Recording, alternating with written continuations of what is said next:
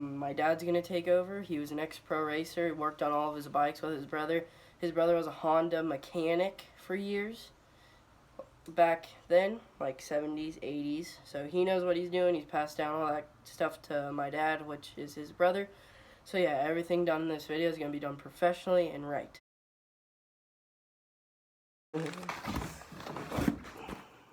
They literally could have just shipped it in this, dude.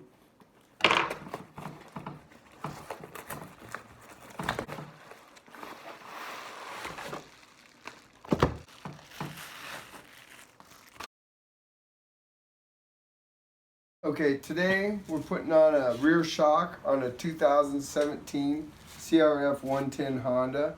The original shock we broke on this bike, and we're replacing it with a Piranha, MK Piranha.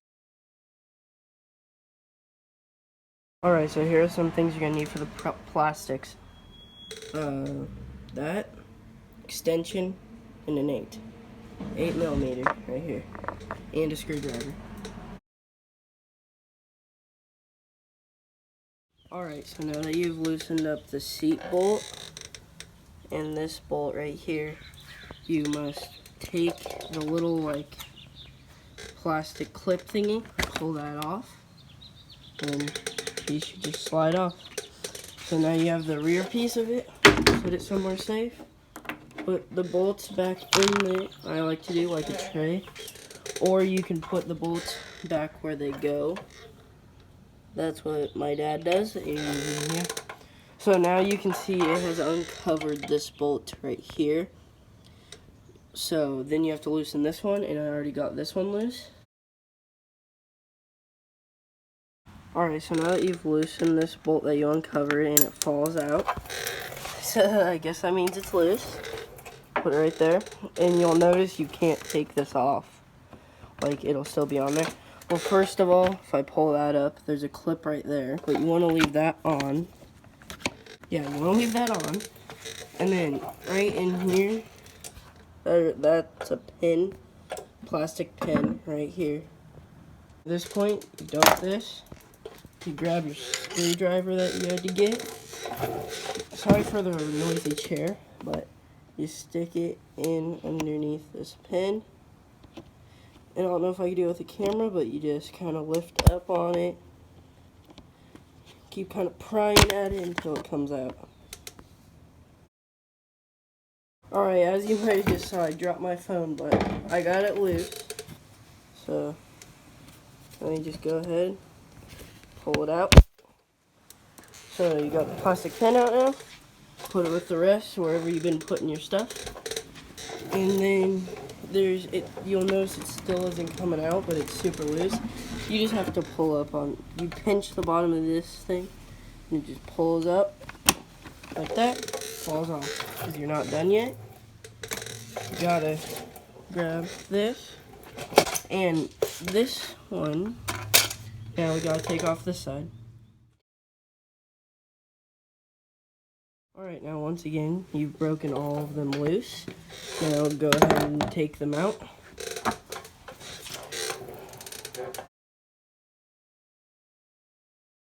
Alright, so now I've got everything to the point pretty much where it's just sitting in their hole right there. And the reason I have that is, and I don't want to pull this off yet, because this side is all one piece. So if you take all that out, then it's just hanging by the plastic pin once again. So I'm going to do the same technique, take that plastic pin out, and I'll check back in with you when I get that out. Alright, so there's something right here, lift, pull.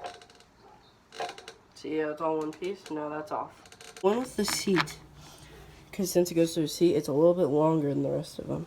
So make sure you don't try to put one of these in the seat. And the seat one is the one right here at the end. And then all you gotta do is lift this up, see how it comes up, pull it back, and then boom, straight to the shock. To take the shock off, you're going to need a 17, a 14, and a ratchet. And then you'll need a 14 socket and a 17 socket for your ratchets. Okay, what we're gonna do first is we're gonna loosen up the shock bolts. Hopefully we can do this without pulling off the gas tank. It looks like the bolt up top is gonna be a little bit close. We may have to take the tank off to do this, but we're gonna try it first without. So you wanna break these bolts loose. Make sure you first put the bike up on a block, or in other words, when you go to pull the shock out, it's gonna fall on you. We can use the ratchets on the lower one, and on the upper one we're gonna have to use the wrenches. Just not enough room to get a socket in there.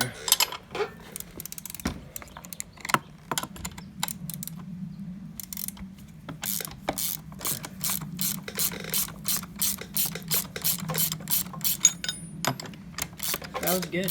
We broke the original shock on this bike, so we switched it out with a MKR Piranha shock, which has worked pretty well, but the spring we have on it is way too stiff.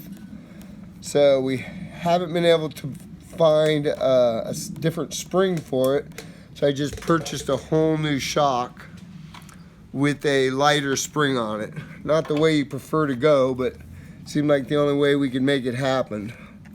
Once you get the bolts pulled out, you have to give the bolt a little tap, but you don't want to hit the bolt where the threads are at, or in other words, you won't be able to get the net on. So you can just take a little screwdriver and tap in the center of the bolt so you don't booger up or harm the threads on there, and the bolt will pop right out. Get this top one out enough to, doesn't look like it, so we may be pulling the gas tank. Yeah, we're gonna have to pull the gas tank. Oh well. And we may not have to pull it all the way, we'll just loosen it. Let's find the right size. That's probably a 12 millimeter. We found the socket that fits it. It's a 12 millimeter. So we're gonna have to pull these bolts, and I'm hoping what we can do is just loosen them up and slide the bolt past it instead of actually having to pull the whole tank off. We'll see. What you want to do and what you end up doing sometimes isn't the same. If we have to take it all the way off, we'll have to loosen the bolts up and then release the gas, the petcock on there. We're gonna have to release the fuel line from the petcock so that we can pull it off. But what we're gonna try to do is just lift it up enough to slide the bolt out. See if we can get away with that. Yeah, looks like we can. Good deal. So we have the shock all loose, so it looks like we can pull it up and pull it out of the way. Okay, we have the same shock here with a much lighter spring is what we're installing. And this particular shock has an adjustable rebound for the dampening on it. So what we did is we turned it all the way in and counted the amount of clicks, which there was 24 on this particular shock, and we backed it out to 12. So we're in the mid-range for the dampening, and that rebound dampening is how fast you're allowing the shock to extend back out after you go over a jump. So how you do that then is you always turn it into the slowest setting and count your clicks. And you can feel them when you turn this knob.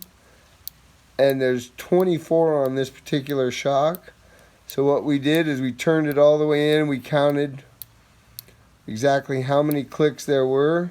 There was 24. Once that tightens up, do not over tighten that. You can damage the shock. You back it off to the first click. And then we counted back out 12 from there. So there's 1, 2, 3, 4, 5, 6, 7, 8, 9, 10, 11, and 12. Now we'll install the shock at this point with that on that setting, and then as we're riding it around, we can make adjustments to this. If we want to make it faster or slower, we can do that by just clicking it, and you'll have access to that without having to remove anything on the bike. What you might want to do before you reinstall your shock is a good idea is to put a little bit of grease on your bolts. Those bolts have a tendency to get a little bit jacked up on there, so I always install a little bit of grease where it goes through the shock right there. That keeps the bolt in good shape.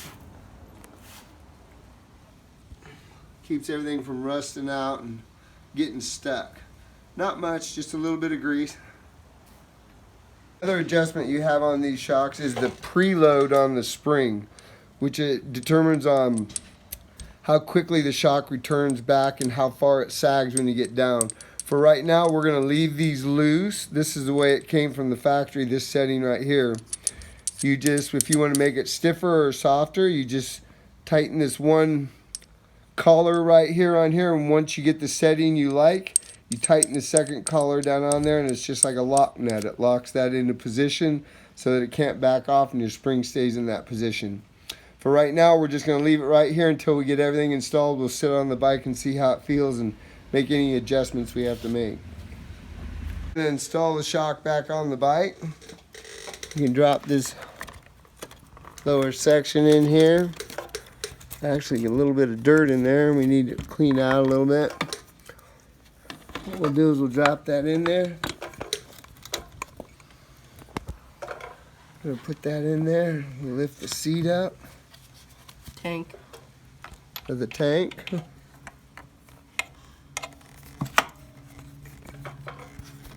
Down. Down. There. Okay, once we got the bolt back in there, now we'll put the bottom one in.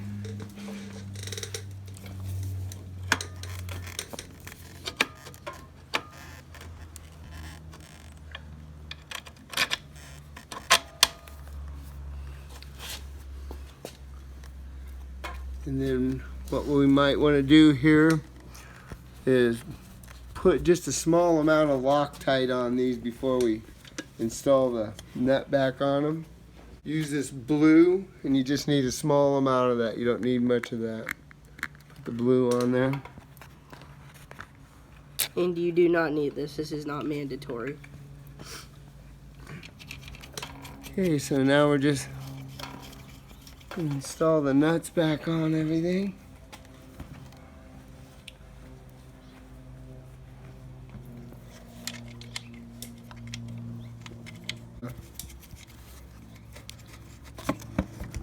Okay, now just grab these wrenches. For the top, you can use wrenches, or you can pull the gas tank all the way off and use ratchets, whatever you prefer. I'm just going to do it with wrenches.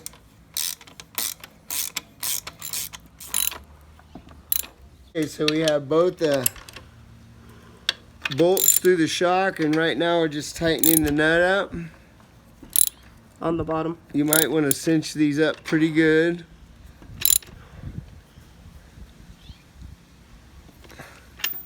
I just snugged up the top. I didn't run that all the way tight, so we'll get back to it. Okay, now we're going to finish the top. And why do you want to leave that loose? Just so that can move around a little bit. It's not locked in place. You want to make sure both bolts are in and free before you tighten everything up. Okay. Now we'll get the tank bolted back down. Just these three. And then we'll sit on the bike and we can check what they call sag on it to see how if we have to make any adjustments to the spring on the shock.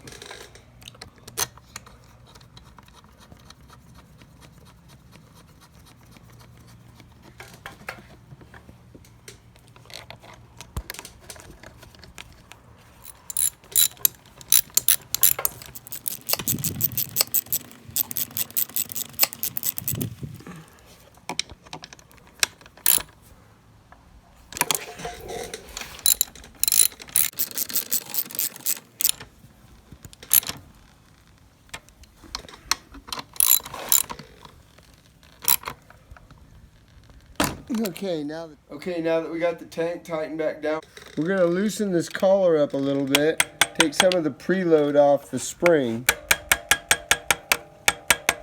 see how it goes. That spring's pretty much moving a little bit. You don't want it too loose.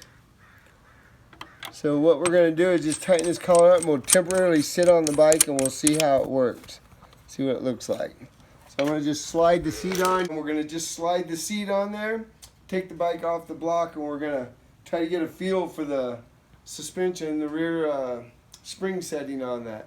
I'm going to test it, and then you might want to have whoever's riding the bike sit on it so they can get a little better feel for it, and we can make adjustments from there.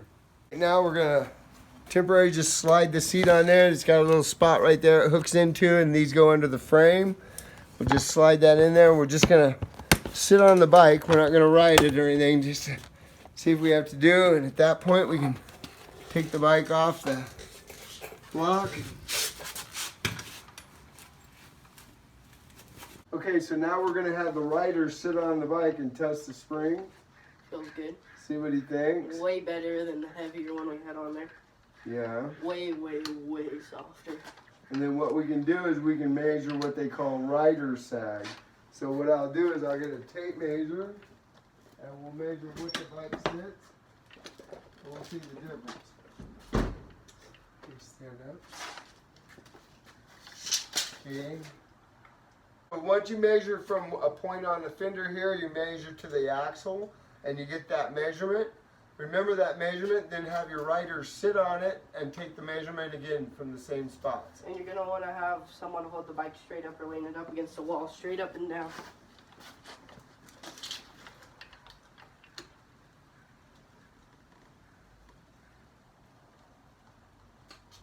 So we have about 7/8 rider sag. So we'll have to check and see what the call out is for this particular bike. I'm going to put the bike on the block so that we can take a measurement. There's 3 measurements you want to take when trying to figure out the preload of your spring. The first one is with the bike on the stand and it fully extended. So what we're looking at is about 18.5 inches. The next measurement is what they call static sag, and that's just the weight of the motorcycle holding itself up. You're going to have somebody hold the bike up nice and level and just have the bike, just the weight of the motorcycle on it, and measure from the same 2 points. So it looks like between no sag and static sag, it's about, on this bike is about 1/2 inch. Then have your rider sit on it. For this to be accurate, they should actually have their gear on also, but the rider can't have their feet on the ground, so they're going to have to kind of just hold themselves up. Take that same measurement.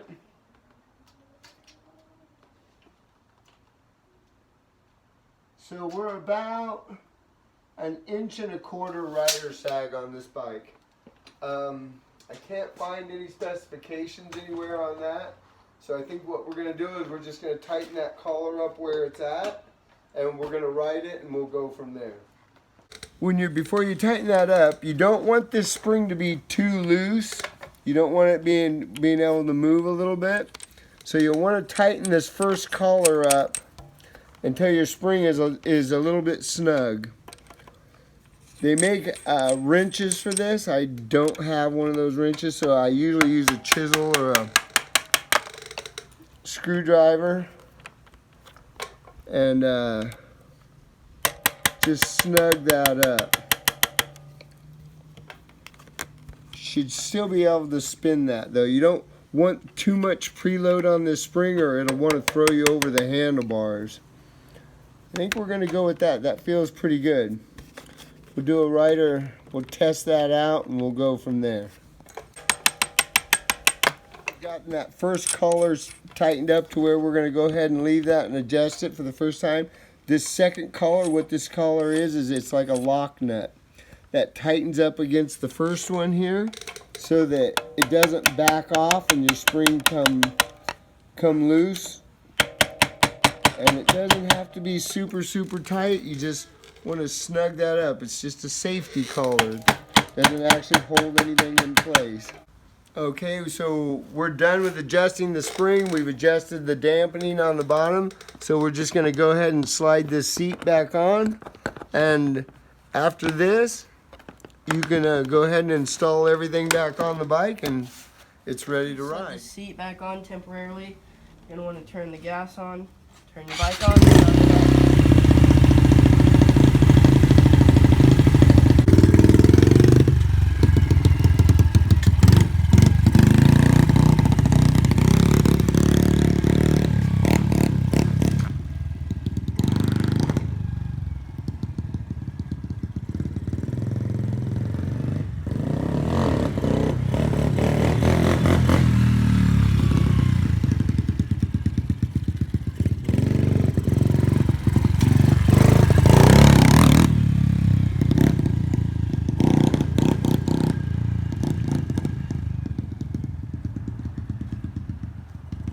Okay, before we make any more adjustments, we'll have to get out in the dirt and ride a track or ride some trails, and then we can make any adjustments we need to do. It looks like it's pretty good for a basic setup right now. But as of right now, going off the curb and stuff feels exactly how it should be on setting 12.